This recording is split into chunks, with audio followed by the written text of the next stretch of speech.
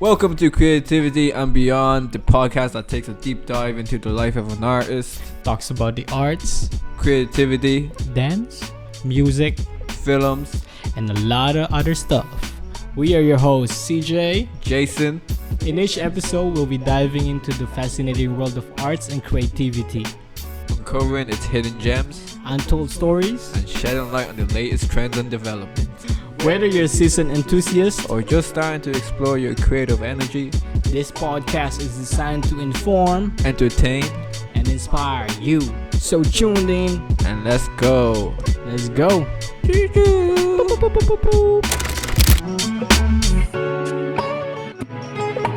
Alright, welcome to Creativity and Beyond, everyone. We are back for episode 5. Today, our guest is Keatian in the house.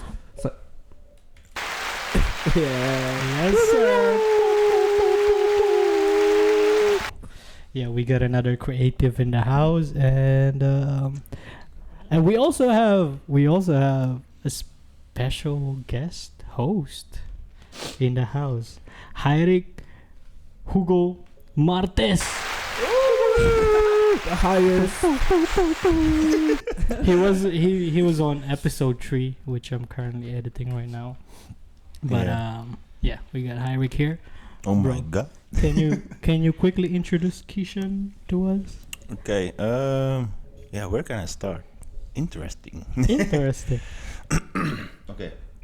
Keatian is a dancer, enjoyer of life. He has done many projects with dancing. I think internationally, maybe even. I don't know. You introduced me. Yeah. In your own words, and then I will. we started at the same academy of dance. He was in his final year when I came in my first year. Oh. I met him in Rotterdam, and since then we've been friends, like more Nice, than 10 man. years. So No. yeah. Nice. Keatian, can you introduce yourself to our viewers in your own words? Where do I need to After look? anywhere. Actually, this is focused on you Okay. right here, so you could talk to this camera lens right there. Okay. My name is Keatian. They call me also Creation. I'm a professional life enjoyer. Yes, sir. I love food. I love gaming. I love dance, music, and especially I love life. I love love. Yes, sir. That's it. So what what there's a new sound effect right there. Sorry, man. So what do you do? What I do? Can you speak on the corner, bro? Like you could here. Oh, here. Yeah. It's not like the usual Here. mic. Oh. Yeah, there you go. You can hear it. Yeah. What do you do? Like in what creative stuff do you do?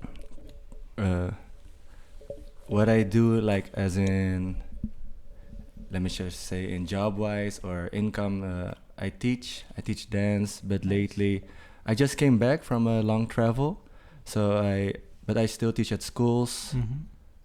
Basically just schools right now, like workshops, Yeah. weekly Teaching. workshops, and other creative stuffs. This is a funny question when people ask me like, what do you do? And I'm like, Yeah, what do I actually? actually? but yeah, I just really enjoy life every day, every moment, vibe with the higher order. Nice. The highest highway. The highest. Back to you, Mr. Highest. It's not my interview, guys. Can you tell us about your roots, bro? Like, where you from? Where you grew up, or what not? My roots, I'm from the Philippines, born in the Philippines, but I grew up in the Netherlands since I was 3 years old. Okay. Went back and forth like every time. I'm going back to Philippines in May again though. Okay. Upcoming May. Yeah, it's gonna be a vibe.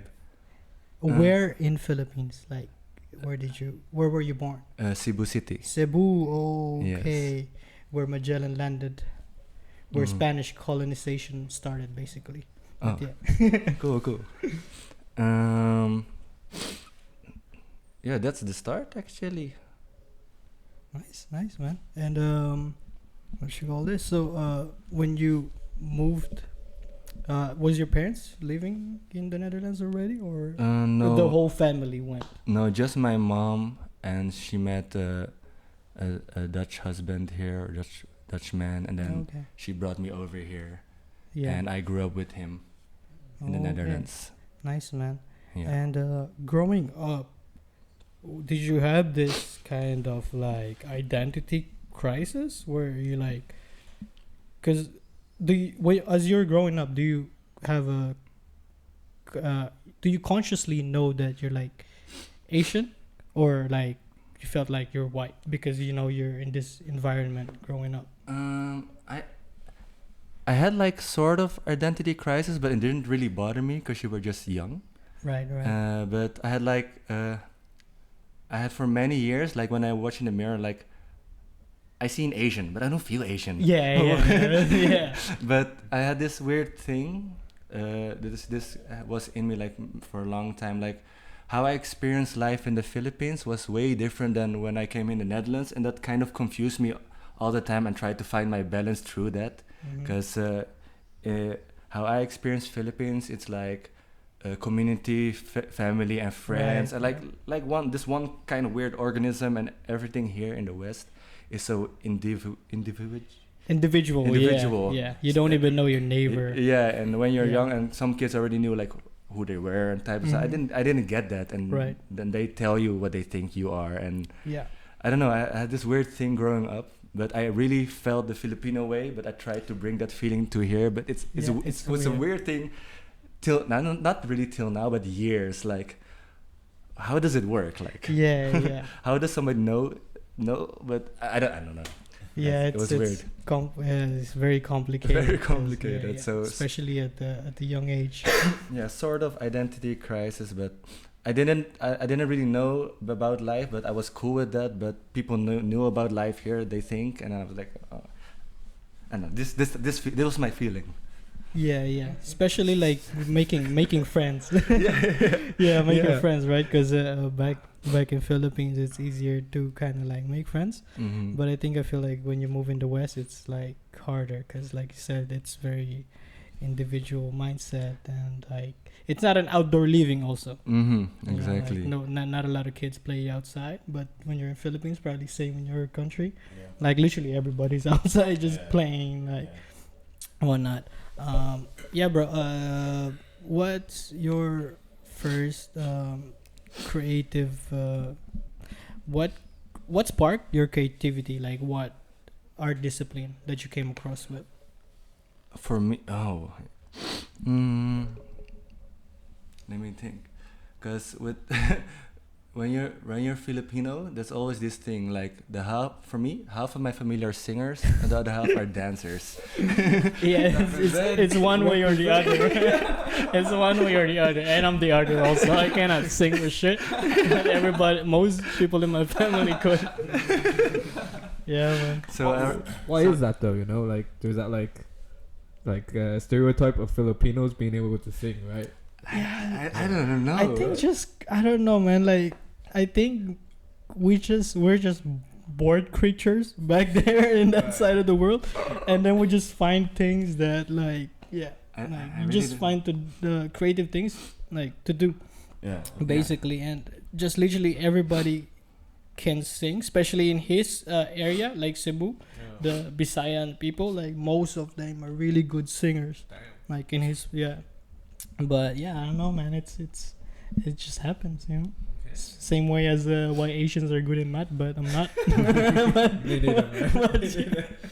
But yeah. My first encounter was with that. So I grew up with my mom family in the beginning, Yeah. and they were all dancers. My mother as well. But back in the days, I don't know if this was like the mentality. Is it this? Oh. As What's long up? as you can. Yeah. I don't know if the mentality came to me because I came in the Netherlands, but back in the days I was like, oh, dancing is gay, man. Like, why the fuck you can do that? All my cousins were dancing, all doing all this stuff. I'm like,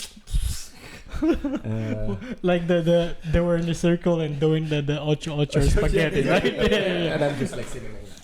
Because, I can't really think of what was my first as a kid, but what comes up first right now is like I started with martial arts. Okay. With karate. Maybe that's my first in creative. Philippines or here? In Netherlands. Oh, in Netherlands. Yeah. Yeah, so I did karate since I was 7 years old. Which style? Wado. Oh, I don't know. You did karate?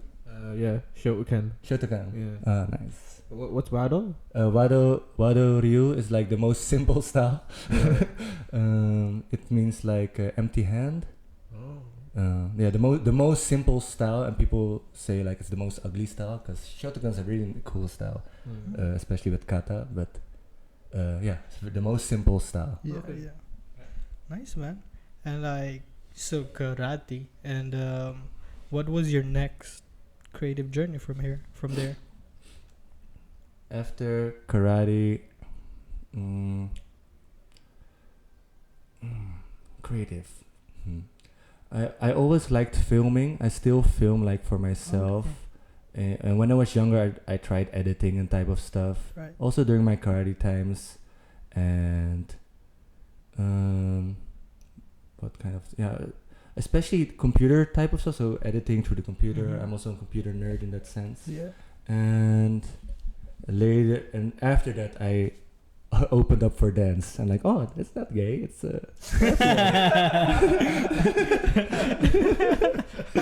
Oh, but at what age was this? Like when you got into dance? When you found out that dance wasn't gay? I found out I think around 14 or 15, like the street styles. Yeah. But of course before that I already got a spark of Michael Jackson, of course. Yeah, yeah. Did like some impersonations by that, but after that then I understood like Yeah. dance, like whoa, you can move like this. Yeah, yeah. Or And how did you come across it? Like, did you see some YouTube videos, or was it on the streets? Because Rotterdam is where you kind of like grew up, right? yeah. Yeah. So did you see it on the streets of Rotterdam or not? I saw it there as well, but where it started, I remember that day. We went to a karate competition Yeah. with the bus, with our team, and they put on a movie. It was Step Up 2. Oh, Step Up 2. Yeah. And Was that on the 2? Oh yeah, that's the 2. Yeah, that's the 2. Yeah. but there was like this one little scene, because the movie is dope, but there's this one little scene that caught my eye, Yeah. and it's so cliche, and it was this group.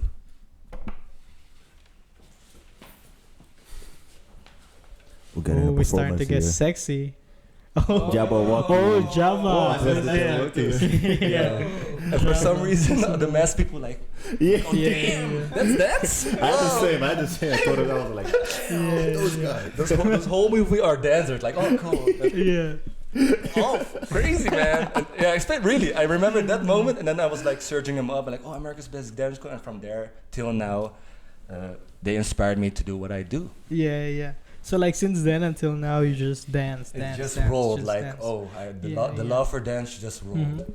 Yeah. So on those early years, what were you training? Like, was it choreography or not? Well, I in the beginning, Yeah. because I did karate, kind of bit. I'm already like built athletic kind of Yeah. sense. I was like, I'm gonna try b-boying, you know. Oh, But breaking takes a lot of discipline. sure. But I tried it for a while, but then I was like, no, I'm gonna go stand up. And at first, I did random stuff, and then I found about popping. And that was the first like Okay. structure. I'm like, oh damn, I really feel this weird robotic type of sense, Mhm. but still with my weird flavor. Mm. Yeah. Yeah, yeah. That's dope. That's dope. So like popping was the main core that you were trying to put in yourself. Yeah, popping was like sort of the door for me, like to the hip hop styles, the hip hop world. Yeah. And again, still with my weird ass freestyle, what I really like to do as well. Okay, nice. So you were into freestyle at the early stage, and Yeah. not like choreography. Yeah, and no, also choreography as Yeah. well, though. Yeah, yeah, impersonating a lot of Yeah. type of people. Yeah, that as well. Yeah, yeah, nice. And who was? Oh yeah, go on. Oh, I was about to. I think we were about to ask the same The question. same, yeah. Well, before you ask, do you guys want hot water, extra hot water on your tea? No, I'm Yes. okay. Bro. Yeah? Yeah. Yeah, yeah. You also you, right? Sure.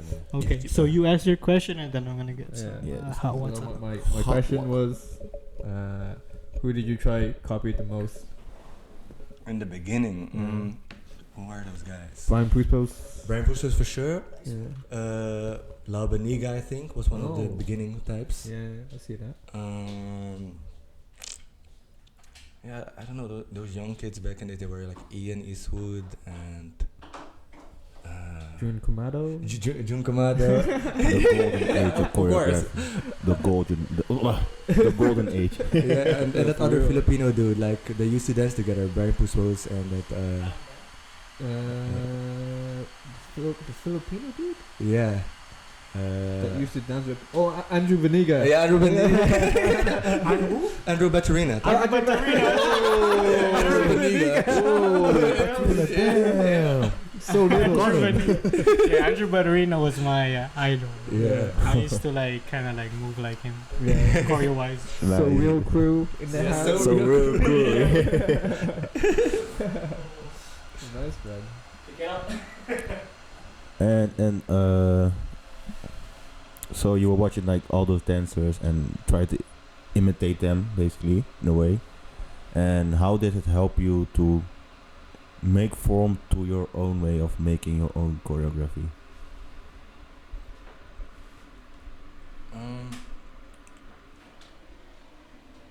Let me think. Here. you can do it. Yeah. Close it. Hello. Oh. One more time. Okay, wait. Let him finish. Let him finish. Serving y'all. Thank you. ASMR. My pleasure. Oh shit. Thanks, bro. Okay.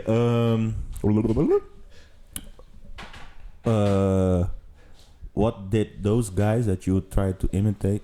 You were imitating them with dancing, I think, doing the dances. And what way did they trigger you to start also choreography and making dance pieces? I think just really try, cause when the Jabberwockies, the Jabberwockies was the portal for me to understand dance. So now I could feel dance and like other dancers, and it started just like with fun, right? Dance, like whoa, this feels good, and whoa, I can do this with my body, and then people make like choreos and like stuff with them, like, and you just try it. I don't know, and back in the days, you try like different ways, like you visualize yourself, like oh, I do this type of thing, and then you try it, or you just try it. You just do whatever. Yeah. Just I don't know, just do anything. My inspiration was just to try it because you just really love dance. You're like, this is a whole new universe of expressing. Like, what the fuck? Cool. Nice, man. And what? Because now you're doing dance as a career, basically, right? As a creative. Who's Filipino in your parents? Like your mom? Your mom, right? My mom and my biological dad. But yeah. And what was your mom's reaction when you told them that, oh, I'm gonna pursue art as a career? She was always supportive. Both of my parents, though. She could really understand like where I come from, especially what she did as well. The first thing is always the safe route, of course, school and the nurse, Especially, that's why I asked. maybe doctor type of stuff. You know? Especially in the or Asian community in general, Yeah. like being an artist is not a way. But overall, my mom, it wasn't really like that. And when I told her to pursue that, she was like, "Oh, go for it! Yeah, go for it. Just try." Yeah, nice, man. I'm blessed with that. Yeah, that's dope. And wait, let me pull out my thing because I forgot the structure of my questionings, but you guys got the extra question? Boom, nothing. This is the end of the. no. Thanks for I coming, got guys. I got more questions, but I want to put it in certain structure. No. Is there any like principles you got from martial arts, like let's say from karate, that you were able to carry over to your dance? Technique wise, I didn't, but I could. It's that could be a nice thing, but more discipline wise, like the martial art was like really disciplined with training type of stuff, and us dancers call sometimes training, and I didn't always get like we were always jamming like 24/7. I'm like, this is the training. Yeah, yeah, that's. you know, but discipline wise, like if I have like back days at school, if I had like we had a goal, I'm like, okay, we're gonna really work towards it, not bullshit around, you know. Even though it's a thing of dance as well, like to be free, of course. Yeah. Yeah, discipline. And which aspect of the karate lesson did you get this from the most? Because like for example, if I take like draw parallels between like philosophy from like martial arts and to life, then there's certain scenarios that I'm like, okay, because of this scenario it causes me to think this way, and then I can apply this to my regular life. Oh, sick. Yeah, so my question is like, what's your This is a funny question though, because I spoke with this, I don't know with who, but like later at an age, I just reflect back on my life, like why I did certain stuff, why did I did martial arts. Back in days, I didn't thought about martial arts. I just did it because it was a sport, you know. But martial arts goes really far, like philosophical, like it's crazy. So all those things, I just reflect back to it now, like what it does to me and actually how I did my life. Because most of my life still now, but most of my life I just live. Wake up. Just enjoying life. Yeah. And what is your why into why you're doing the things that you're doing? Like say basically dance. Like what is your why? Why do you keep doing this? I remember when I was in high school. Until high school, I didn't understand. Yeah. I didn't have a sense like we need to work, like we need to pay bills. Really, because people were already around me knew like, oh, when you get older you need to pay a house and stuff. I didn't know. I'm like this Filipino kid just living life again, you know. And I wasn't like bad at school. I could if they give me a test, I'll do it. But I didn't understand that sense. But I remember like I found about dance, and that was like the first thing in the world I saw that gave me the feeling like it didn't give me the feeling I want to pursue this, but gave me a certain feeling like I feel really good with this. Right. And it was like a 4th year of high school or 3rd year. I had in the back of my mind like in the future or later I don't want to have a boring job, and I always stick with that. I don't know how. I don't know how I will create this, but until today, that's one of my like main motivations, what I do with everything actually. I don't want to have a boring, so you create more fun. Yeah, nice, man. Well, what's the thing that you want towards then? Because now you gave something that you run away from, but then is there something like that's clear for you that you're running towards? Love and life. One more time. So like you said, like you don't want to work a regular job. So when like let's say I put this into like a little concept, you have something you run away from, which is the not working a regular job, and then usually there's something you're also running towards, because then you have the force of the two, like pushing you towards the life you want to create. So do you have a thing you're running towards? I think it's always smart to have like a plan B, but to be honest, I don't have a plan B. For me, I always reflect on myself as well. Like it's really crazy how that works. But if I really have a vision, but for me it's more like feeling. I just go after that feeling, and I create everything from that feeling. not the exact vision I have. Maybe it breaks it down, but I create through that feeling. Right. So there's no really plan B.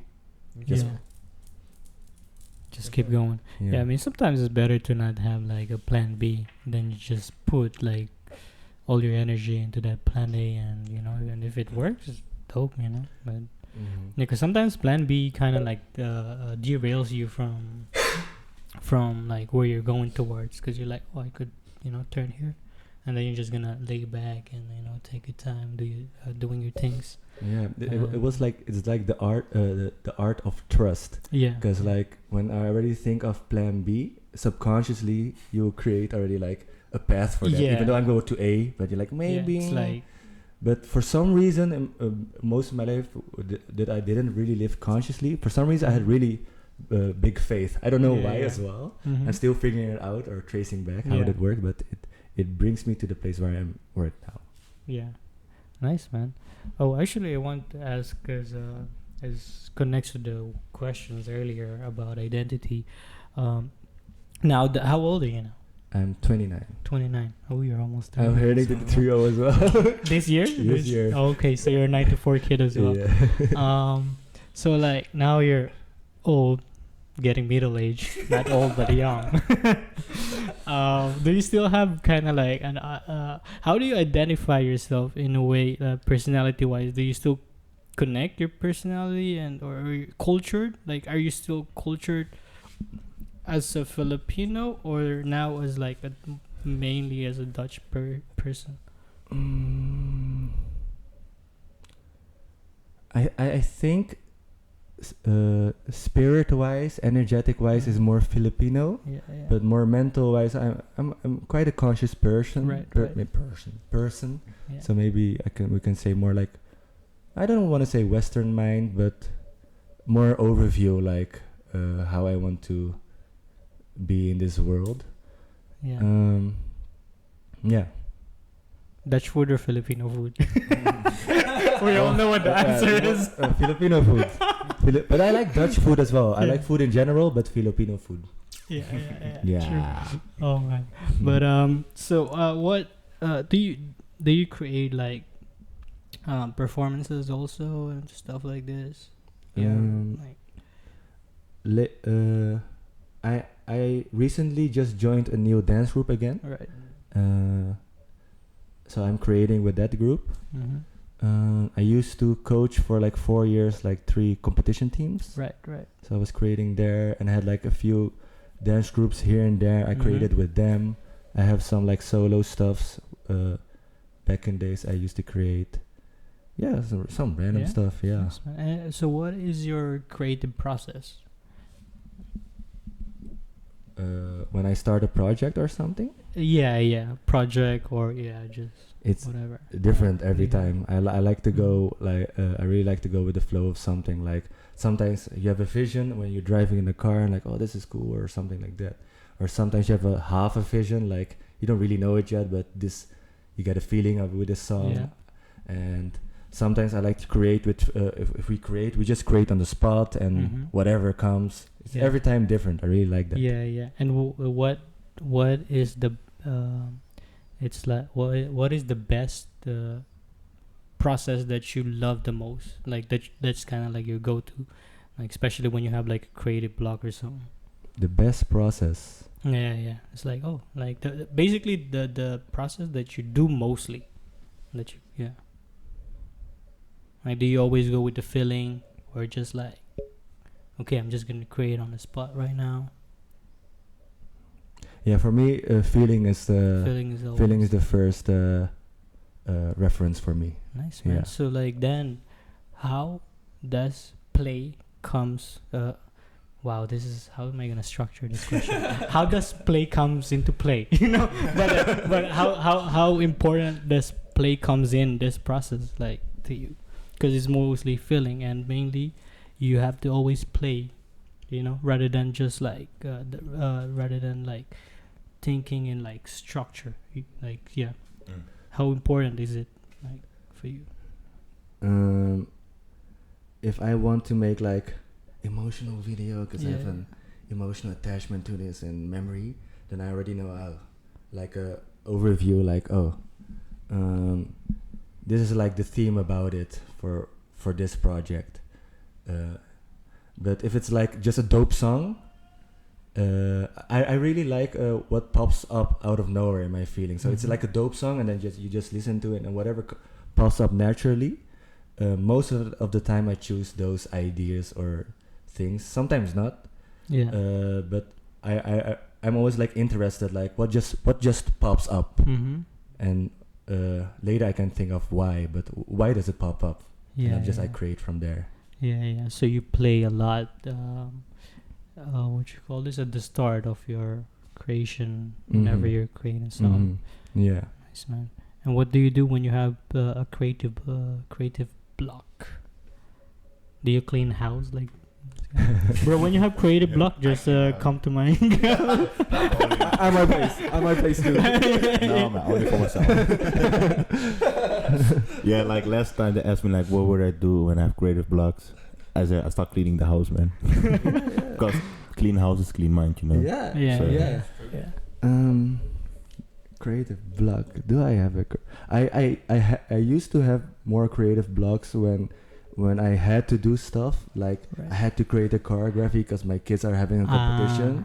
Then because there's pressure. But what did I do then? I think I just tried a bit more. If it didn't work, just do something else. Tomorrow, another day again. Refresh. You slept. Nice. But lately, I don't really have a creative block. Yeah. Nice, man. Because like this is dope because it means that you're really like proper artist. You know, it's not like you're doing it in a way that your focus is to make money from it. Because like how you said it, you play a lot into your creative process. And it comes to this also because, like how are you gonna have a creative block when you're just playing and just expressing yourself and connecting to the music, whatever it is you're doing. So that's a dope thing, man. Especially say like play in general is very important. Yeah. How I feel right now, I don't really have like kind of block type of thing. When you don't have like a certain expectation of yourself or for something, then every expression you do, it is that. I don't know, I do a dance, I drop, you're fucked up, but it's this, and then you go from here. Yeah, man. Yeah, that's true. Yeah, man. Some people like are so stuck into like doing what? What an image. What an image. Oh man, but like a lot of people, dancers, creatives, artists, get stuck into creating the dopest shit that they could make, or trying to be the coolest shit, or creating the coolest stuff that they forget to play. Like even in battles, like you could see when people are just playing, and people that have like structures and signature, but some dancers has signature. But the way they get into their signature, they play, and then it just comes because it's muscle memory.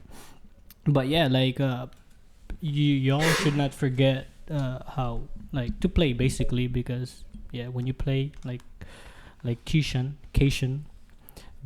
you will not have like a creative block because you're just playing, like there's this funny thing I experimented, because it's a funny thing as well. I came into the competition team of dancing because I come from the freestyle world. Right. And there was this dance school where I then came to teach, and then she was like, "Oh, you wanna try to do like a demo team, like a competition team?" Like, sure. Yeah. I never tried those stuff. Oh. Then in the end, I did it for 4 years. But I always try to keep also my essence, why I love dance, and especially I came from the freestyle world. Yeah. So I tried also bits of pieces of freestyle in the dance, but beside of that, more like the feeling of dance, because for me, I really understand it though, where it comes from. But a lot of competitions where I went, it's like soldier. Yeah, man, that's so. We are warriors. True. We are disciplined dancers. Yeah, I understand. The image, right? But when like also my very first competition with my kids, I was like, let me just try it out. I never tried this competition type of thing, but I already did like battles and stuff. So I know like what dancers like, and we're from the culture. Yeah. So I just tested like, can I do like just one song and like how do you say that? Like impress the judges with that. Yeah. It didn't work like that. We didn't get a prize though, but okay. And then I was like, other competition, let me just do 2 songs. Because in those back in the days, I don't know how it is now. It was like 10 songs in 1.5 minute. Oh, all those transitions, right? Crazy. But I always tried. Again, I came from the hip hop dance world before, so I tried to put that essence in my stuff, so it stands out with all those other soldier people, and it worked. It's really funny because from a freestyle, I identified like a freestyle dancer, you know, and then I was like, I tried to put my feeling into that world, and it worked because if the judges are like truly dancers to themselves, they really know like the feeling of play. It's not like, oh, I go no here, I go no there. It's like, that's I don't freestyle. Yeah, exactly. That's dope, man. Because I could totally relate because back in the day, Submerge, Jay used to be part of it. We had like, it's basically a Filipino group, and it was infested by another Asian. No, I'm joking. Imposter. Take over. Yeah. I'm not here to take part. I'm here to take over. But I could totally relate because I came from freestyle also. Like back in the Philippines, creep walking was the thing, Harlem Shake. That's literally like everybody in the street was doing this. So I came from this background. I moved to Ireland when I was 14. I didn't meet any like freestyle dancers initially when I came, but I met some Filipino dancers, which is called Submerge Crew. And so I got into choreography at that time also at this phase, and literally most of the people that was choreographing in the crew was like how you saying, like straight like. But for me, I was more like doing play also, because freestyling, playing, and all my choreos doesn't have this like, okay, you really have to be standing straight, and then oh no, your head is like too much, but to the side you have to. For me, like whenever I make choreos, it's like I want you to come out with your style. Just do the the point, like here, okay, you gotta step out or whatnot, but you don't have to do it exactly as I do. I want you to find your own style and find your own self with it. So my pieces were never for like competitions and stuff. That's why I think I barely have any piece whenever we do competitions. Just like on classes. Yeah, it's mostly Jericho and Lloyd. Yeah, because they're the ones who has the Bam Martin style. Those SGBM styles. But I can totally relate, man.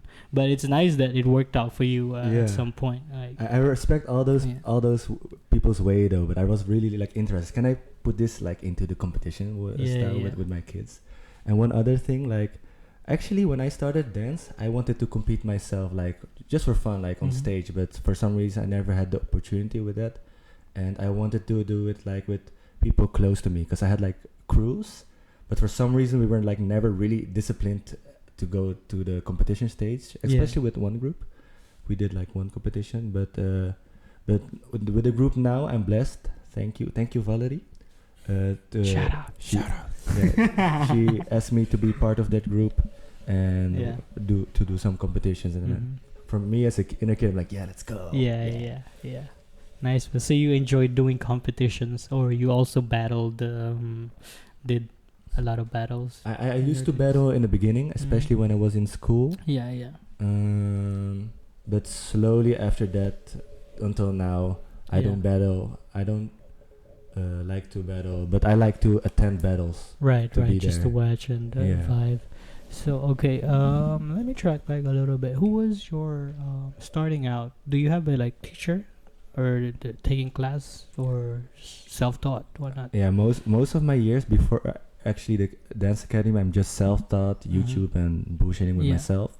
Yeah, YouTube is my teacher. Yeah. Did like some random classes like once in a year or 2 years, so just random workshops here and there. Yeah. My very first workshop actually because I met some friends through Hives, I think. Yeah. And my very first, it was like this big workshop with Lau Beniga and Shit. Alenda Wilkins Oh shit. some other dudes and Floris Bosveld. So you think you can dance? Oh, that guy. He did like dubstep in the beginning. I'm like, oh, cool. Yeah. That was like my first workshop. Like, oh damn, I never took a workshop before, but it was like huge. Was it here in Rotterdam, or is it somewhere else? I forgot. No, it wasn't in Rotterdam. But it was in the Netherlands. In the Netherlands, yeah. Okay, nice man. That sounds like a dope lineup, like back then. Yeah. Yeah. Actually, my first class from, I guess, famous choreographers, dancers was like Periodics. Yeah, Periodics. Yeah, when Periodics came to Ireland with Dumbo. I even have a picture on Facebook. I was wearing this kind of like Periodics glasses. And I was like this, like, man, this is so cringe. Like, one of my cringe moments. Yeah, man, it's crazy. But so, like, in your career or like in your creative journey, who do you consider as your like teacher where you like learned a lot? First off, like my basis is like Jabberwockies. Right. A lot of other groups of America's Best Dance inspired me as well, like Quest Crew, Periodics, of course. All the Filipinos. But like as who inspired me more like personally was like Nonstop from Dragon House. Nonstop. Oh yeah, that skinny dude. Yo, I haven't seen stuff from him in a long time, man. Yeah, but he's still going. He's still like. He's the first guy who showed me like how you can move to this weirdest music. Cause I already listened to that music of gaming, of course, of like gaming clips, like frag clips, you know. Yeah. Then you have this weird dude move. Yeah, especially him. He showed me how to vibe through that. Who else in dance? For sure, there are more. Like nowadays, who I really like is Schizo. Is a dancer from Vegas. Yeah. Another guy,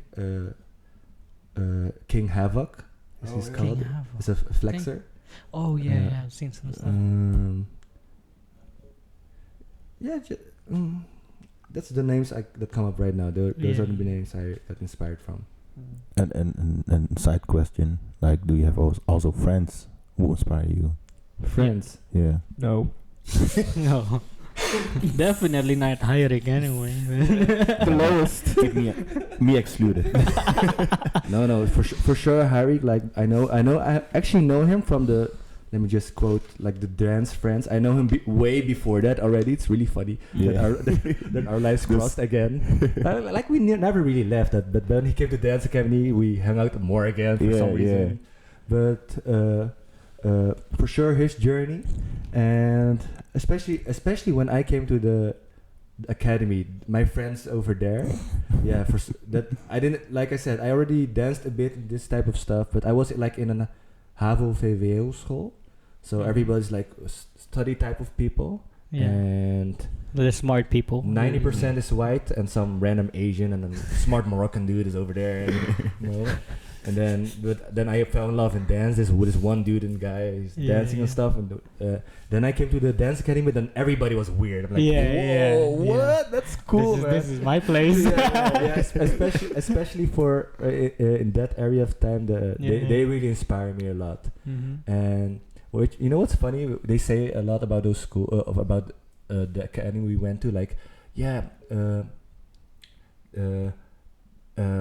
in this school, I really found out about myself. Kom mezelf tegen of zo. Yeah. But to be honest, for me, it was like an opening. I really created myself through this journey. It's really cool. Yeah.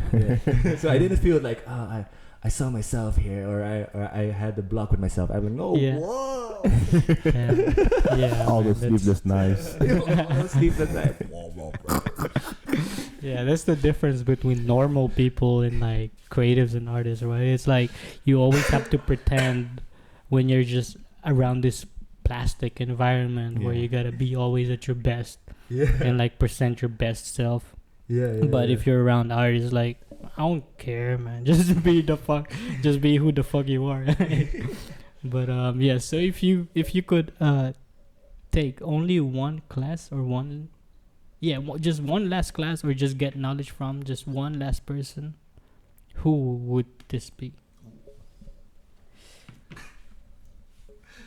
Dead or alive? Dead or alive? Just one last. Nothing anymore. This is the last knowledge that you're gonna put or from this person. I think for me personally, more energetically wise, Michael Jackson, because the amazing how he just did like, and everybody like,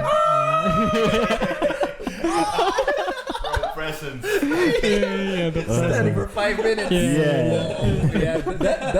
That's just me as well. The craziest hockey ever, bro. Yeah, Michael Jackson, just to That took his sit with him. yeah. Doesn't matter what he do, just do his thing. But to sit with him, feel his presence, and like, Nice. yeah, that was interesting. Dope. And like, so you could only ask him one question. What would you ask him? Just one, and he will answer, and that's it. Well, goodbye. Or he take him with you. He take you with him. No, I'm joking.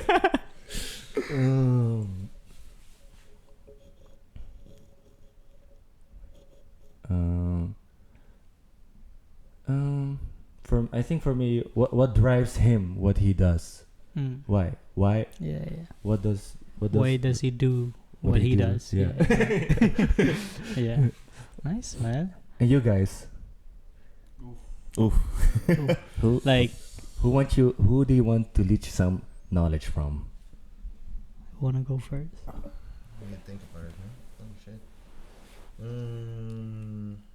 Like for me, just dance wise, or yeah, like culture wise, I would probably go with either Henry or Stretch. Yeah. Either like in the dance wise, life wise, Alan Watts. Get some philosophy going, and I think I'm still filmmaking wise. I don't know. I'm still like looking like who's really inspired. No, Christopher Nolan. Inception. No, I would say actually the director of Parasite. Like this guy's other movies, like all these psychological fucking thrillers that he makes. Yeah. Yo. And that's cinematically also, but again, like just how he tells the story visually, it's crazy. You guys gotta watch his other movies. I forgot the title. Like he has a movie where I think they're brothers, and then the brother got kidnapped, and I think only for a day or two, and then he came back as a completely different person. I forgot the title, but this movie, you guys gotta watch it. I'll find it and link you all to it. That's good. But yeah, you guys. For me, I think dance-wise, I will go for Mr. Wiggles because Wicks. he is my first teacher, like Oh, from yeah, YouTube videos. Yeah. And the other name, I think in live, I will Jim Carrey, man. Jim Carrey. Oh, that's a good one, bro. Jim Carrey. You're gonna end up isolating yourself. Bro, that man sleeps like in a forest on his bed. Just I want to know why, and I experience too. You know. You want to? Yeah, bro. Let's give him some 14 grams of shrooms, and then we'll leave him in the forest. And that's the funny thing with him. He doesn't need that. He's like that he already. just does it. He just does it. He's like, hey, I'm gonna do that, and I'm like, bro. You can also start today, bro. Never too late. Yeah. For me, Lao Tzu. I think Michael Jordan for sure. Oh. Just to know his mindset, you know, Yeah. and like how far he really went in terms of being competitive. Right. And then the other one would be also Conor McGregor because of how he's just able to achieve success back to back to back. Yeah. It's just like insane, you know. First the double champ, then the whiskey brand, then the the clothing. So like now Hollywood as well. Yeah. So The movie's coming up. So Jordan is kind of like on the creative side, and then like or just mindset wise. just mindset. And then McGregor is kind of like business and I think also mindset wise. mindset wise. Yeah. Nice, man. Well, it's kind of unfair for Keatian because I only gave him one. That's why it's life. So like for you, okay. So give us your other two now. So Mike Jackson for creative and then life. And yeah. Okay, So at least it's fair. We're cheering. But I think for Michael Jackson, I think life. Yeah. Is it for life? It's a big question though. No, I think he's a league of his own. Dancer wise, Steve Jobs is also a good one. Yeah, true. Ooh. True. Yeah. Dance wise,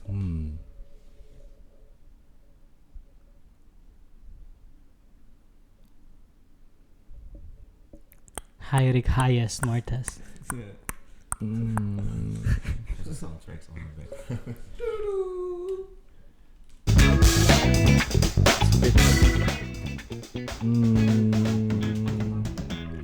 Okay, we're back from the break, guys. Legend say still. Okay, no, I have nothing for dance right now. But life wise, for me, I don't know if you guys know him. It's a yogi from India. His name is Ramana Maharishi. Oh yeah, that difficult name, yeah. No.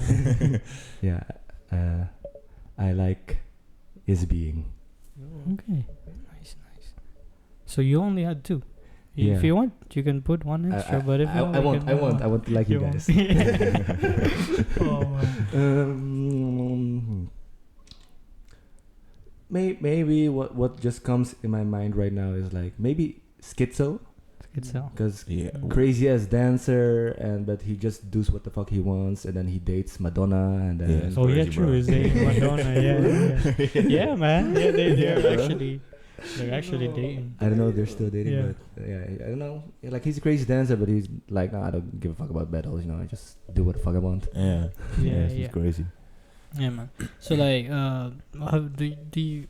Because we gotta put food on the plate. We gotta make money. Have you ever, or do you add creativity to business, or like the other way around, like business to creativity?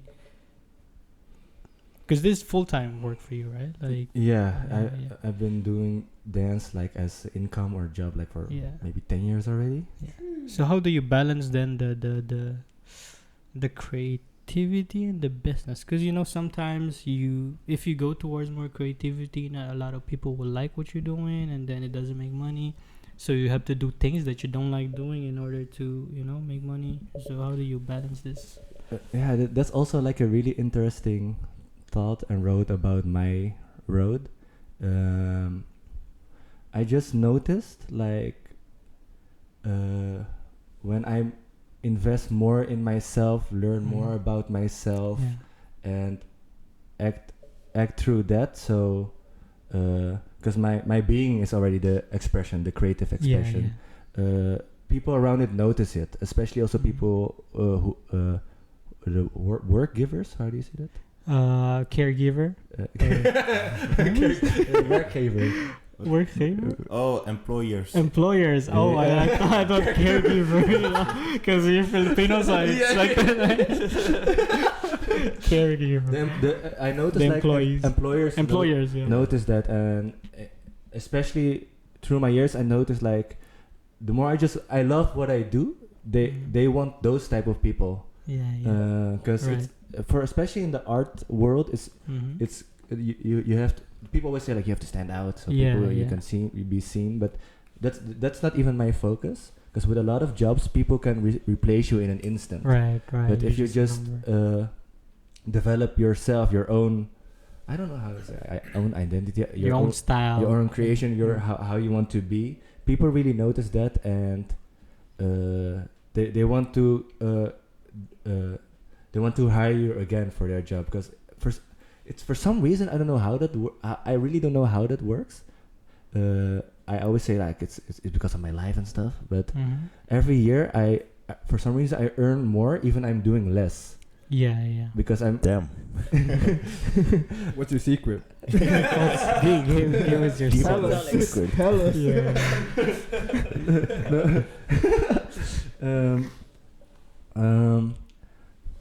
How do you say this? Like, in a sense, like you attract more the employers. I don't want to say with more money or stuff, but more selective employers instead of you're just a dancer doing dance for Right, school. But right. we want a dancer who does this with my kids or with this school. Who is different, this basically. vision. I'm like, Yeah. and if for some reason this is a part of my vision, they will hire me. Mm-hmm. And it's really I don't know how that really works, but when you're like in the dance world, but when in the work world, school world, that thing just goes around, and I know this dancer, like he's really passionate about what he does. Right, right. And I'm really passionate about life. Yeah. So they all want to hire me. Yeah. Nice, man. Yeah. Nice. Yeah, that's like where the original, like if you like really know what you're doing, like you found yourself, you found your style, you find what it is really that you're talking about, like in life. I think it falls, like, you know, like the ball just roll at that point. But like then you could say now, like at this point of your life you found yourself, or you found yourself, like in your own style and your own. Could you say that now at this point in your life? Like, yeah, I know where I'm going. I know myself now. Like, this is me. If I have to be really honest, I don't know, but I'm open to not knowing. Yeah.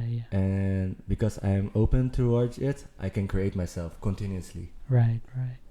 Still on So, the journey. like, back to your question, like, did I found myself? Yes and no. Because what I found, there's always more. Right. Always. The moment I think I got it, no. Yeah. In a way, like the yes is like you found your path where you're walking towards. It's not like you're lost anymore. Like, oh, you know, what am I gonna do? Like, what am I doing? Where am I going? But the same as like what I said before. Like, if I have like an expectation, an exact vision, but then I can like be disappointed if it's not like that. But if I follow if I create through this feeling of passion of life, anything that comes with it, I can like create from that. I can take this, I can not take that, but if I just create through that feeling, my life is feeling. It's a feeling. It just goes. Life's a feeling, guys. Life is a feeling. Here's a let's say deep question. In your opinion, how does let's say having a vision tie in with the ego as well? Because they both need to tie in with each other, right? Because that's how you come up with a vision. Because you have like a sense of self-worth that you're like, I want this, so this is what I'm going after. So what's your opinion on that, like, really? What was your question about it? Like how like ego and vision like connect. As in, you mean the ego who is like resisting the vision? No, like when it comes to actually like formulating the vision. You understand what I mean? Half. Okay. Explain it. Yeah. How do I explain it? So this is how I see it. So how I see it is, okay, the ego for me is like your sense of self-worth. The vision is created because you have a sense of like what your worth is, and because you have this sense of what your worth is, then you're able to create a vision based on this worth itself, right? So that's kind of like my question. Like, what do you think there's a correlation between the two, or? Yeah. Do you guys get what? Damn. I feel like you. It's kind of like I get it, but it is kind of like just like a process of like how he found himself, like personally, like just kind of like overcoming the ego that talks. That's how I kind Or is it more like of. Cheers. Or it's more like you have the ego, but you also have like a vision. You said like right, and like how your ego works with a vision, or what? Like how it affects. Or how your ego affects your vision, positively or negatively or negatively. How do you guys define ego? I don't know, man. It's the alter ego. It's the alter ego. Basically, the sense of. I would say the other sense of self. Because you have yourself and then your other self. That's how. Yeah, it's like it's that's how just straight away, you know, like. I mean, there's like a proper meaning to it, but just to sure is literally your other self that. Basically the other part of your brain probably, or some brain cells in there. How I see it, it's more like your ego you constructed because of the outwards, what you receive from outside. That constructs your ego to not really protect you, but like to make you deal with things. So they're not falls apart. Meanwhile, your true self is more like let me just chill, So that's how I see it then in my brain, like. So it's more like a defensive mechanism for you. Not really like a defensive mechanism, but more like it's a combination of yourself, but also from the outside. So it's more like your other self. Yeah, basically. Just like you said. Easier way to say it, because it's like the ego is the one that starts the question, like, is this really me? Like you have this thought, like, why do I have this thought? Like, I don't want to think like this. Or feel like it's like you're aware of this, but what the fuck is my ego telling me? Like, say if one person said something that my ego didn't like, but my actual conscious self doesn't give a fuck. It's like, why do I feel this way? Why am I feeling this way? I don't want to feel this way. Fuck this shit. But it's your ego, like. But that's interesting. Subconscious, I would say your ego is your subconscious that makes you put it into consciousness without you being conscious about it happening transitionally. But yes, but I think that's what it is. And then you have that with the creativity side, your vision is like, okay. So the question, is back again. Okay. No, it's really interesting because how you describe it is what I call like the dark side. Like for me, like if I'm competing or something, then this is the thing I tap into because your ego, your alter ego, your alter ego. I am the one that won. Your alter ego is is like a big motherfucking Asian. It's a weapon, It's a weapon. So maybe that's what I'm trying to ask. Oh, there you go. So we got into it. We got it. So, do you tap into your alter ego? When you create something visually, is that what? Like, did you need to like find a way to weaponize your ego? Here we go. Now we structured it nicely. To achieve your vision. We got there. Yeah, boom. Click. Cheers.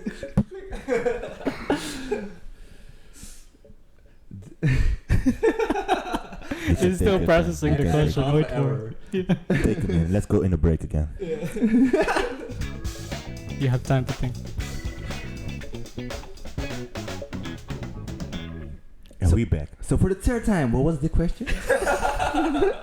You're being serious, right? I'm serious. Like, did you find yourself needing to weaponize your ego to get to your vision, or to continue to build up to your vision? Because you can't always be like light, right? You can't always be like, I do the right thing. I think it's important to recognize it for sure. To what degree it like may hold you back. But I like the philosophy. It exists in our waking world, but I like the philosophy that the ego doesn't exist. Right. So like you overcome your ego rather than using it. Yeah. Right. Yeah. And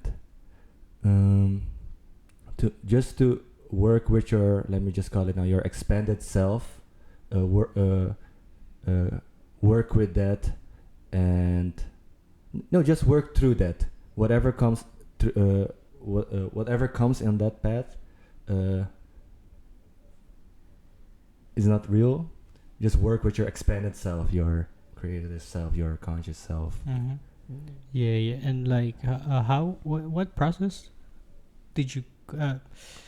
Yeah, cause it's for most people, I'd say for You can grab it. everybody, is like really hard to overcome ego or even recognizes it that this is like my ego or my other self. Like what process or what sparked something that made you kind of like consciously like have a consciousness in like like controlling this Mm. More like becoming aware. yeah like having the awareness of, because at some point you had this spark in your life that made you also have a philosophy and like just enjoy life and live life and like what, because probably that also contributed to your understanding about your other self and ego and become aware of your own thoughts. I love these Tell us talks. this. Thank you. Yeah, man. Tell us that. Yeah, we Give us the juice. we passed now the creative stage. Now we're going deep. Beyond. So it was a nice transition. And this is creativity and beyond. Now we go beyond. Now we go beyond creativity. So everybody know your life now as a career. So now let's go deep. That's a really cool thing. If I have to reflect myself, for some reason I have a really cool life. How I did everything, because, like I said before, I just did it. I still do it, but now with a conscious mind. And like now also I became aware like why Jabberwockies attracted me. Why not all the other dancers? Why they were the portal for me for dancing in general. Mm-hmm. To be honest, what made me more aware were psychedelics. Are psychedelics. Right. Damn, let's go. Get it. Yeah. So, when was the first time you took psychedelics? I What age? think maybe, I'm not really sure, but I think around 5 years ago. 5 years ago. 5, 6. Maybe I did it like once, like maybe 8 years ago, like once. Mm-hmm. And some, but let me just, maybe like 8, 7 years old, I tried like some random stuff, like once, but since 5 years ago, I started like experimenting with it, like. So like the first time, not probably the first time, but that one that from 5 years ago, what lesson did you learn in your psychedelic journey at that trip? That trip, like the trip. Yeah. That trip that from 5 years ago. Okay. That trip. Yeah. what did you learn or talk to us about it? Like, There's like this one specific trip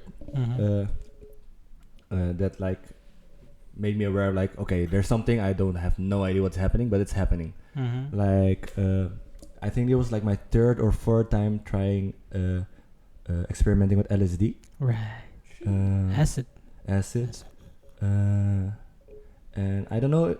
I think this is in a sense like my first ego death. There's a whole story with this, but things just happened. Like I went outside, and then while I was outside, we were supposed to go to a place, but then I got a vision. Like I hear sounds. I had like some visions experience in my mind, like something was happening back at home, like with my mother's current boyfriend. My relationship with him is cool, but back in days I was more like, I don't know this dude, but he's okay. But for some reason I had a really big empathy feeling. For some reason I had like visions, like, oh my god, is he okay? In my vision he was dying. Oh shit. So we went back home. And then I was with my ex-girlfriend back then and with another friend, and I was like, I need to check up on him because I see something. And then they're like, oh, he's just sleeping, man. And I'm like, okay, let's go back. She drove back for me. I go up to check on him, like in his room. I go on my stairs, but he's sleeping. Yeah. I'm like, oh fuck. Then I was like, what was this vision then? Because when in the beginning stage, when you're experimenting, you don't really know what is happening. Am I seeing the future? Am I seeing stuff? You know, and then I'm like, oh, but really, it really felt real. Then we went outside again, And this thing happened like 2 or 3 times. We came back like 2 or 3 times back. Like, Keatian, there's nothing happening. I even knocked on his door, and he opened the door like, oh, he's half sleeping. And in my dream, in my vision when we were outside, I even saw like the ambulance and heard the sounds. I'm like, oh, what the fuck is happening? Oh shit! But nothing was happening when I came back. Like, huh? This guy is sleeping. After that time, when he opened up, and he just, I was like, oh, I'm just checking up on you. He's like, oh, I'm sleeping, man. Okay, sure. And I was really confused. What's happening? Then I went outside, and the feeling came again. I'm like, I really checked on me. I saw him now. Nothing was happening. Yeah. But then this feeling just overwhelmed me, like very dark stuff, and it. How do I say that? I was in front of my house. I just walked, and it just overwhelmed me, like with this feeling of something was happening, and but I already know nothing is really happening. But then it pushed me down. It really didn't push me down, but for my imagination, it just pushed me down onto the ground. I was like lying on the on the street like this. Oh shit! In front of my house. My ex-girlfriend and my friend were Antonio. Were like, "What the fuck's happening with this?" I'm like, and then I just said to myself, "Okay, what is it? Just show me what is it?" Because you're in an altered state. You have no fucking idea what is happening. So I just tried, like, I'm a kind of like rational dude back in days more, and like logical, but this moment it just showed me, like, I was like asking, like, just, I don't know where I asked to, like, just show me what is this? And then for some reason I can vividly still remember this. While I was lying down on the ground like there, very very vibrantly, like, there was like this one eye in front of my vision here, like oh shit, that's strange. And just intellectually it just gave a feeling like, it's you, man. It's you. Don't you get it? It's always you. You're doing this. You're you're making yourself feel. Someone can relate to you. You can talk about after him. And then I let myself go for the first time that night on the trip, and like, let your body go. And then my vision was like, became very soft. And then I became aware, like, whoa, there's something I don't know yet about myself consciously, like. And like, well, everything feels very peaceful now. I was in terror for an hour long. Right. And it became more calm, and you found your peace. I found my peace because you faced your ego. And when that thing when that feeling came again, I just went to that feeling just again, like, just let it go. Yeah. And then it went away again. Like, I never knew consciously about this. Like, what is it? And from that till today, it still was like keep me interested in the psychedelic world, psychedelic realm. I love psychedelic. Pro psychedelics. Bro, psychedelic. Nice. Psychedelic for president. Yeah. You want to share your story, bro? Because I feel like you can relate. But I think you both had a different result in the end, like as it's happening. Or I don't know. You can talk about your own. Yeah, it was pretty similar actually. Like, I also had this like moment. It wasn't like a vision, but it was like in the garden, and I was with CJ and Allison. And I just remember, at first we were just chilling, and then I looked into like the window, and then I saw like myself, like, but dead, you know. And then also the thing of like getting smaller like this. At first I was in the house, and then it felt like the house was trying to like compress me, you know. And I was like, bro, what the fuck is going on? But I didn't want to tell them. I was like, I'm not gonna tell them I'm having a bad trip. So I'm cool. I'm cool. Like the man inside you. I was like, they're tripping too, you know. Like I'll just go upstairs. Yeah. So I was upstairs in my room, and eventually I was like, no, bro, I need to go outside now, you know, like this house is gonna crush me. So I went downstairs. I'm like, CJ, we need to go outside. Yeah. As we were tripping also. And CJ's like, hold on, I'm gonna get Allison, you know. Yeah, it's like, cause I couldn't handle it, cause I felt the energy, bro. Like, cause I was tripping, like, you know, in a good way, cause was listening to music. We were chilling outside, listening to music. I was dancing. Like, this is amazing, you know.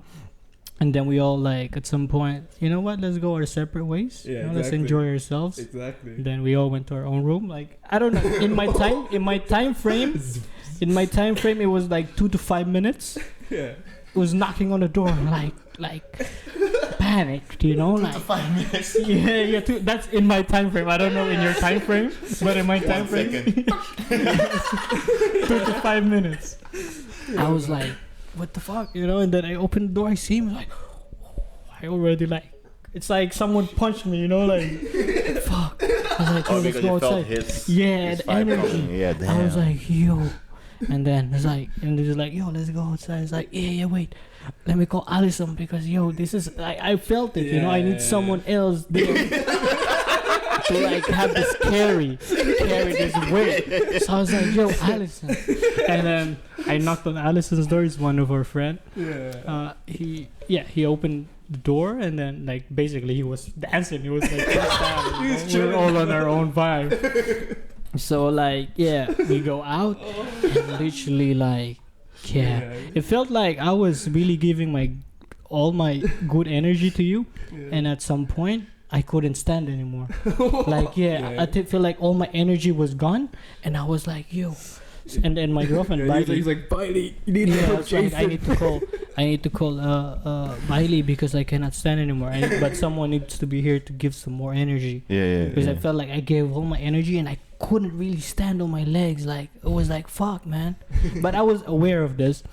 There's some crazy co-op shit happening right man. here. So I went to wake up my girlfriend and was like, yo, can you help out Jay because I cannot stand anymore. And I just laid in the bed like fuck, like tripping, like colors in my eyes, kaleidoscope world, like literally. Yeah, man. But I was having a good trip and bad in a way because I was blaming myself for this happening because I'm the one who fed them. Because I was growing shrooms at this point and I was like microdosing. Yeah, man. Like in the morning I would have like a shroom tea, go to work, like fucking amazing, man. Like, but that tea was black though. Like I remember before we were like, yo, CJ, how much did you put into this? He's like, I don't know, man. I just put the whole thing in. I was like, fuck it. Just enjoy. Yeah, you're not gonna die. You're not gonna die anyway. You just probably trip for the next 12 hours, but you're fine. Multiple ego deaths. Yeah, but talk about your thing, because mine was just nothing. But I think yours was more intense. I had the same thing where it felt like something needed to come out, and eventually I knew everything was fine. But I started to cry heavily. And even though I was crying, I was saying to the guys like, "Yo, I know I'm crying, but I'm actually okay. I'm just crying. I don't know why. Like, I'm crying. I don't know why." And then eventually it kind of calmed down. We went upstairs. And I go into my room, and there was like kind of like a moment of realization you had. I was like, "Bro, who the fuck's been in my room?" You know, because everything was like messed up. But before that, like in my mind, like before that trip, I thought everything was like very orderly and stuff.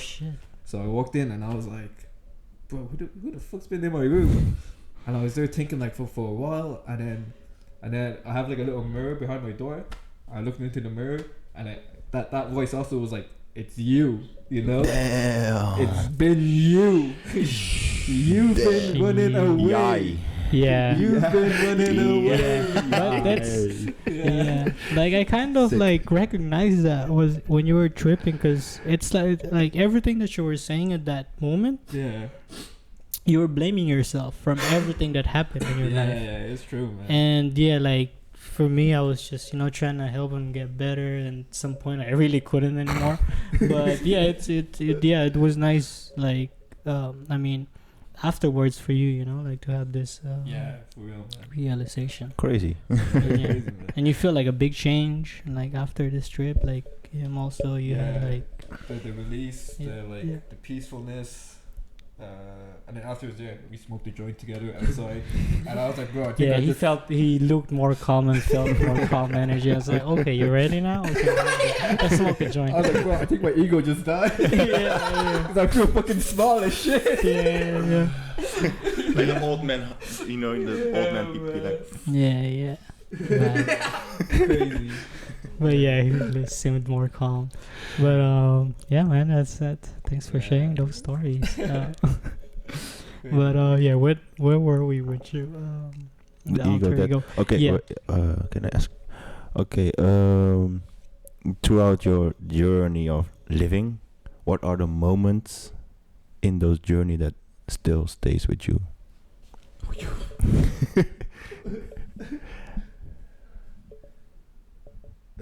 Through my whole living. Yeah, until now.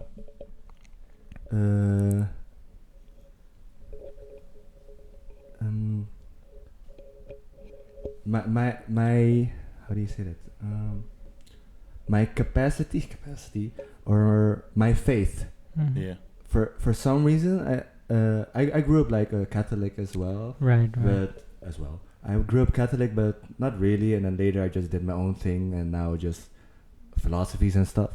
But my faith into not into just my faith that just strucks with me until today. And nowadays I put it in work and with everything, how I manifest my life through it. But like how I did this as a kid, and before I became like really conscious about myself. What was the reason? Like for some reason I had this faith because I achieved like a lot of things back in the days as a kid and with sports. It's really cool, all those stuff. But it's so interesting. Like, how did I do that? It was this type of faith, love thing of what's in me, what still drives me, whatever I do today. Faith and love. Oh, nice. It's crazy. It's still a journey for me. Like, where does that come? It's crazy. Yeah. Yeah. Yes. So like, from that trip that you had, like all the lessons that you learned on that trip, is probably gonna be a whole lot. Like, how did you apply it, like in your daily living? Like, how did you make this transition? Because it's gradual, you know. Yeah. I think from that trip, that was actually the first step. I had to accept. Like, I really don't know. Yeah. To be honest with yourself, you don't know. You know nothing. I didn't know some stuff. You don't know, and I was like a bit of conscious already, like with physical stuff because of my sports and athletic background, like breathing and like working out and stuff. But after that trip, I became more inward, like what the fuck is actually happening all the time, what we're doing, and then until the day of today, like it's a big mind fuck. Yeah, it's really cool. Again, your question? How did you apply it in your daily life, like the lessons that you learned, to kind of like manifest it in life, like to change, you know, like your lifestyle. How I did it and your thinking. Yeah. I find myself observative being as well. Right. Especially back from that. I think around that area as well. Just to be like, I don't want to say very careful, but being careful with my expression. Right. And if I be like really conscious, what does it create? In reality. Yeah. Like actually from that moment, like every day till now, I love to be like observe and like like awareness. Right I really love that. Nice, man. Yeah, I have the same, but like I never had like an ego debt. I don't know, probably because I was always aware. Still not. I was always I feel like I was always aware of my ego, like growing up. I don't know, probably just because the way I grew up, probably. But I learned a lot from like mushroom psychedelic trips also. But it made me more like aware. Like my awareness just became, expanded. Like I feel like the energy of people. I always question myself now, like with the thought, like why am I thinking this way? Like I don't want to think this way. But like then that's kind of like I can't overcome my subconscious like thoughts, and basically like the awareness thing. And probably same journey for you, right? Like for me too. You too. Like my journey has been like really weird because I get most of my lessons through being sober, so not using psychedelics.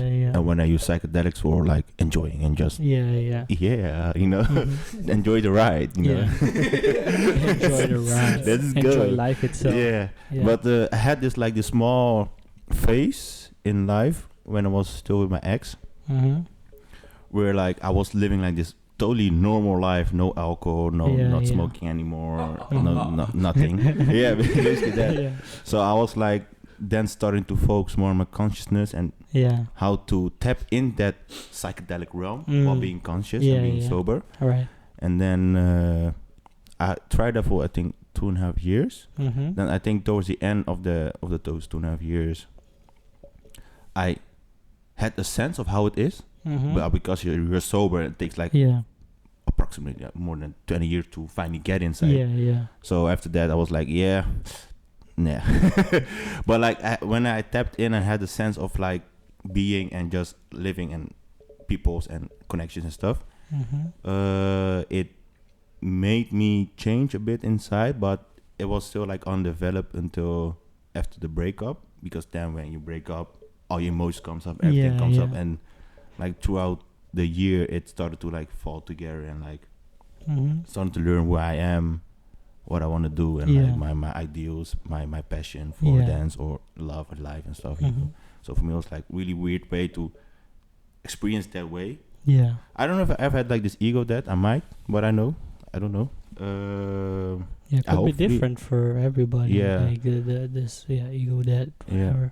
It might have happened. I don't know. So I feel like as long as you become aware that this is your other self, like this is your ego, I think that's, you could kill your ego if you want to. Yeah. But you have to tap into that, and I feel like psychedelic really helps into. Yeah, it's like it realizing.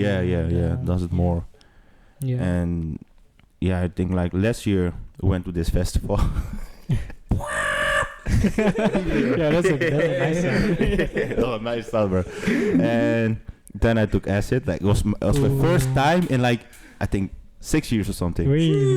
And the last time you took it was us too, right? Was it that one at New Year? Yeah, with the big group of people. Yeah, that was the last time I took it. And that time I went back because of my ex and she was against it, and I can feel the vibe and stuff. Oh yeah. And I was like, shit.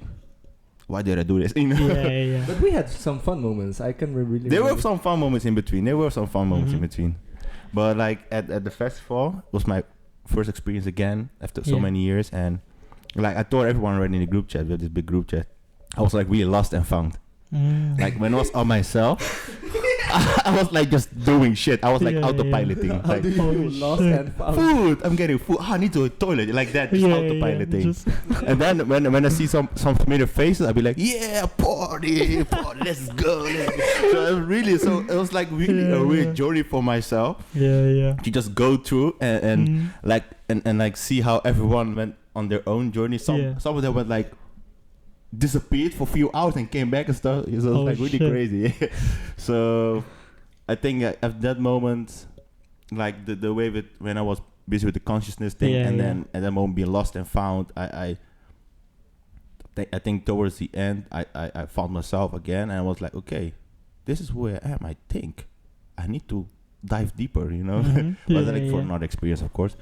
So like the moment then when I was training for 2.5 years and I tapped a little bit, it broadened that bit more for myself to realize, oh damn, this is like that. Just as you say, you don't know shit. Yeah. When you think like, oh, I know it. Yeah, no, it's you not don't. it, man. Yeah, the more you learn that you don't know. Yeah, that's crazy. That's just like, life, man. I think I'm like this part now, and still imagine like when you're gonna be like this, still don't know shit. Yeah, man. The art of life is long, but life is short. Yeah, it's crazy. It's crazy. Yeah. That turned off. Oh shit. Oh no. Did it? I think it stopped recording, but let me see, because we are 1 hour and 30 minutes. This is crazy. God damn, life is amazing. Yeah, Life is long, but it is short. Life is long. Oh, memory card full, but it's good. This is recording. Yo, you guys ask your last question or just ask extra questions. I'm gonna sort this out, and then we're gonna gradually go towards the end. Alright. Nice. Yeah. Shall we just start the quick fires? Oh yeah, you guys do the quick fires. You got them? While I fix this shit. No. You got the quick fires? Oh, here. Right. Cause you could like from here like lightning questions, blah blah blah blah. But you Okay. could also create your own. Yeah. Like okay, if nice. there is something you want. All right, I'm gonna ask this one: hip hop or R&B? R&B. Nice. What is your guilty pleasure? Wait, this is all questions for me? Yeah. No, you guys already did it? Yeah, we already done. I did it in my interview. I didn't do it. Well, in a second. What is your guilty pleasure? What's the guilty pleasure again? Like something that is not good for you, but you still love to do it, Yeah, like listen to Justin Bieber back in the days. Yeah, or like you I actually still listen to it. I just listen to it on the way to here. Guilty pleasure. it's like, I booty pop sometimes in front of my girlfriend. Nice. All right. Nice.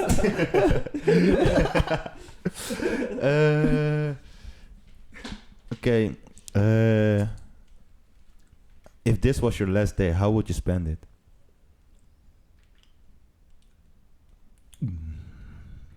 For sure, I would connect with my life partner. And actually, that's always. I hope I can like connect with my brother as well. But to be honest, just with my life partner and whatever. Maybe she's also here. We're just chilling and let's make this last breath. Oh, nice. Like this, brother. Nice. What do you always bring with you? I always. Is it here? I always bring this type of stuff with me. It does. Smart. Yeah, Smart. like whenever I can get my hands on it, I will always grab like a few because you never know when you need it, and people always need it. Yes, that's true though. That's true. Yeah, that's true. But he always has that shoulder. Always. It never goes dead until without it.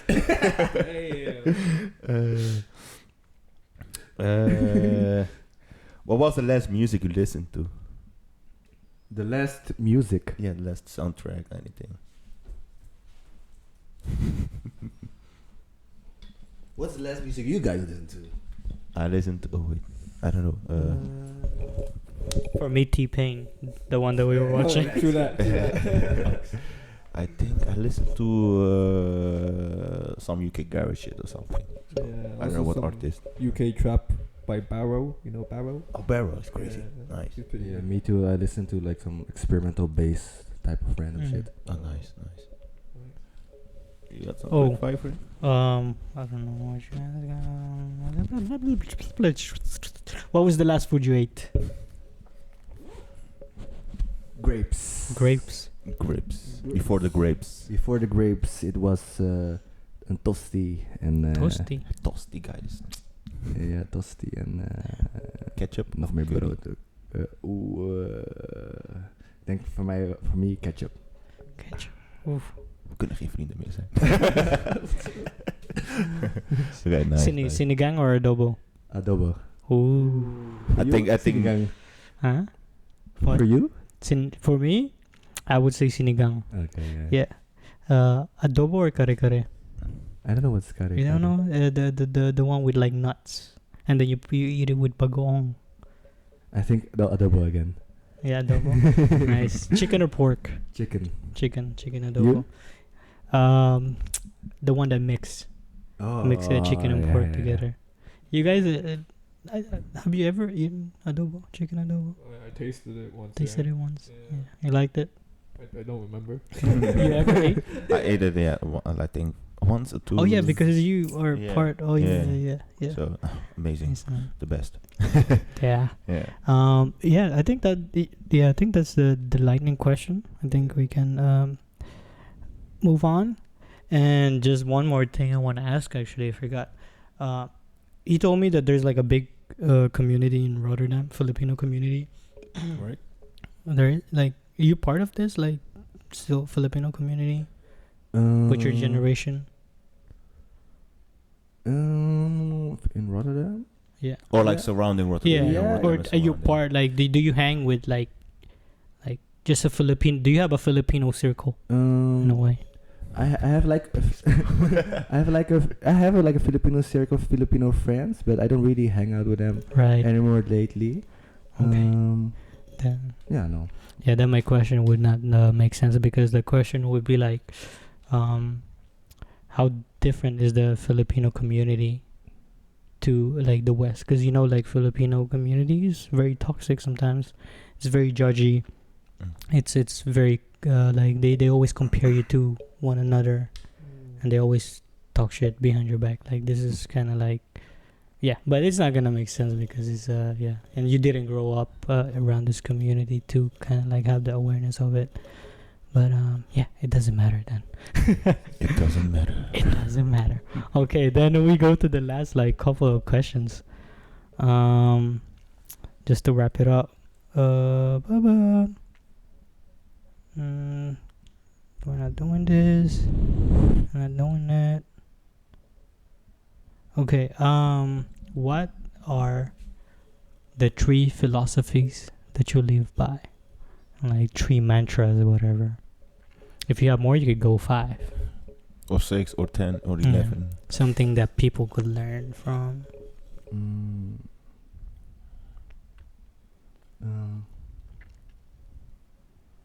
The first one is neti neti. Neti neti. Means not this, not this. Okay. So everything what you can point out towards to, I'm not this, I'm not this, I'm not this. Neti neti. Yeah.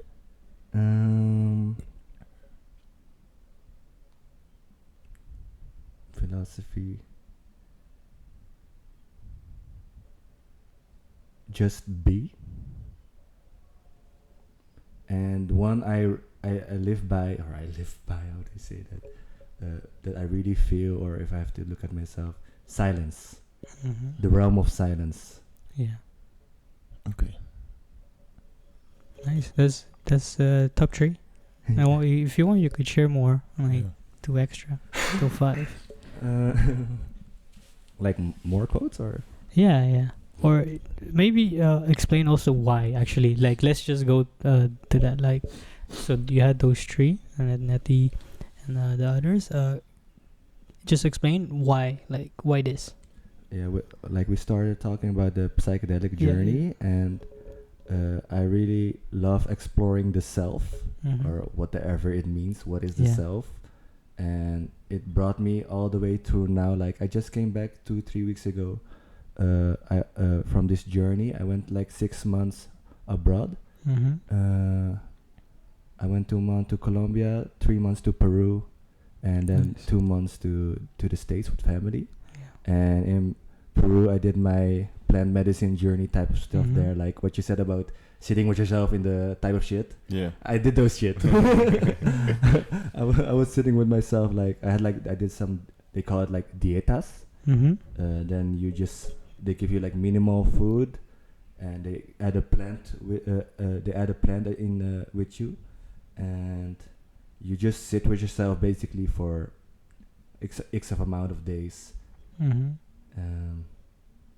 And there I was like, I find myself already a person who can really chill with himself. Especially now it's easy, like with our phone, of course, blah blah blah. Yeah. But then I got really tested, like with nothing. It's crazy. Cannot imagine how it feels. Can you chill with yourself for 10 days, just nothing? No, nothing. Neti. I really love exploring the realm of silence. I call it. Yeah. That's amazing. The rabbit hole. Once you go in, you never get out. Yeah. Nice, man. And the next one was the second one. You had silence, you had nothing, and something. I had silence and just be. And just be. Yeah. Just be. Just be you. Again, like we said before, like operate from your expanded self, your true self, or how do you want to call it, your being, because we all don't know really what it has to offer. But to just live like honest with yourself and truthfully, it feels really good.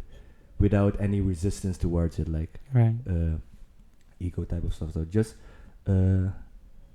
live with your expanded self. Experiment with your expanded self. Yeah, nice, man. Nice. Thanks for sharing that. So this is basically the last question. Well, it's not a question, but it's more like something to do. What do you want to tell yourself?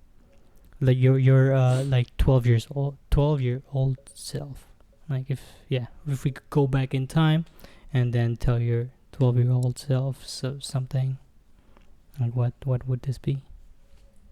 I would say to my 12-year-old self, you're doing good, you're doing great, whatever you're doing right now. Just keep flowing on the faith and love you already have. At that moment. Just keep going, keep flowing, keep loving, keep faith. Nice, man. Nice. Okay. any closing statement you want to say to the people, and you want to share nothing? You can tell that camera right there. Can I also like ask it to you guys? Oh yeah, sure. Yeah. Just what you can break it down however you want. Mhm. Why do you live? It can be like short. It can be simple. Yeah, it can be yeah. deep. Whatever you want. That's a good question, man. I already have my answer. Yeah, same. I've always this was my question about myself for the past like Whole life. 6 years. Oh. Why do I live? To protect and provide. Nice. Yeah. Okay. Yeah, for me it's because I love life. Learn and share. Yeah, learn and share, and get some bag for my family. Get them somehow important. some land in Philippines. But actually, main thing is just like, because I've been beating myself up with this question, you know, like existential crisis. But what I learned is literally just what I want to do in life is just learn and share and enjoy life as it is. Because there's nothing more in life than, you know, just to share your knowledge, share your blessings That's to everybody else around. And this is what the podcast is about.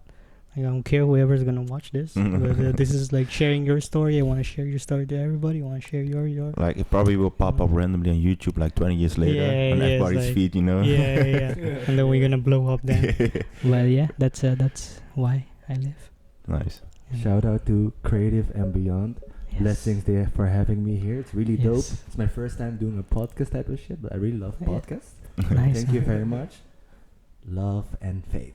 Yes, sir. And thank You you heard that. for coming and just even like making an effort to travel down here, man, in Tilburg. And yeah, thanks for sharing all these beautiful stories. And where can people find you if they wanna, like, you know, see your work, see you, follow you, whatever? They just have to be aware outside if they can see me. just watch your back on the streets.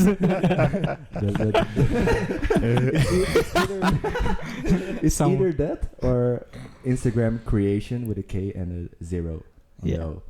There you But go. it's that or just find me somewhere like It's Somewhere everywhere. in the street. Yeah, It's yeah, everywhere, trust me. everywhere. So there you go. Just tap him in the back and say what's up. And yeah, you can. Yeah. What's up, people? We Yeah. are Creativity and Beyond, and this was episode 5. 6. 5. This is episode 5, and it's been dope. Yeah. It's been dope. It's been dope. Yeah. And Thanks for having me again, guys. bro. Thanks, and you're gonna be like a regular guest host. Whenever you have time, just come through. We have the extra mic.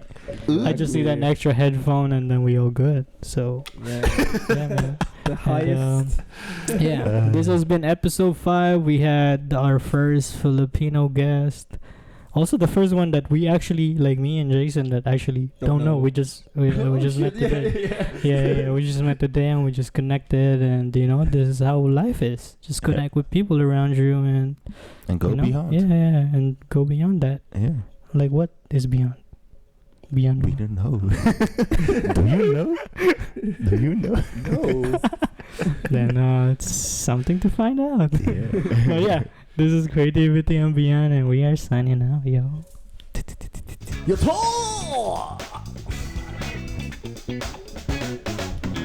Like the new show, so like talking like this in the back. So like. Yes, sir. No. Yeah. Now back.